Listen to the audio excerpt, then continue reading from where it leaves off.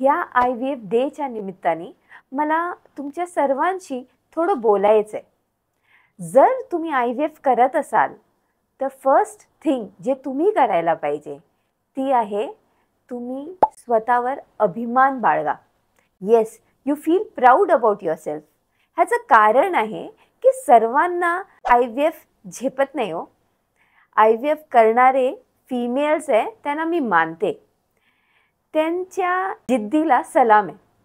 किती इंजेक्शन घ्यायला लागतात, जे छोटे जरी असेल तरी रोज घ्यायला लागतात, एका टायमिंगनी घ्यायला लागतात। तर त्यांच्या श्रद्धा आणि सबुरी ही नेहमी कशामध्ये पण कमी नसायला पाहिजे। त्यामुळे तुम्हाला तुमच्या IVFचा अभिमान नक्की असायला पाहिजे की तुम्ही हे ट्रीटमेंट घेण्यासाठी यू आर रेडी।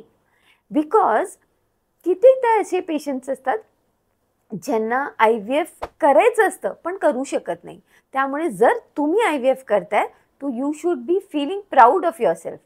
तुमची फॅमिलीने तुम्हाला नक्कीच जास्त सपोर्ट करायला पाहिजे सगळ्याच गोष्टीमध्ये।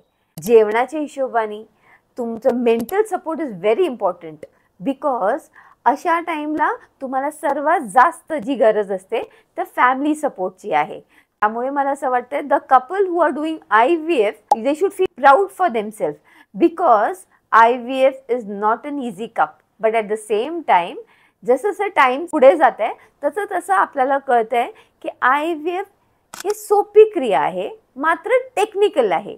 त्यामुळे आपल्याला पहिले समजून घ्यायला पाहिजे, आपल्याला श्रद्धा असायला पाहिजे आणि आपल्याला सबुरी असायला पाहिजे। त्याचबरोबर पॉझिटिव्ह माइंडसेट असायला पाहिजे। So feel proud that you are going through an IVF।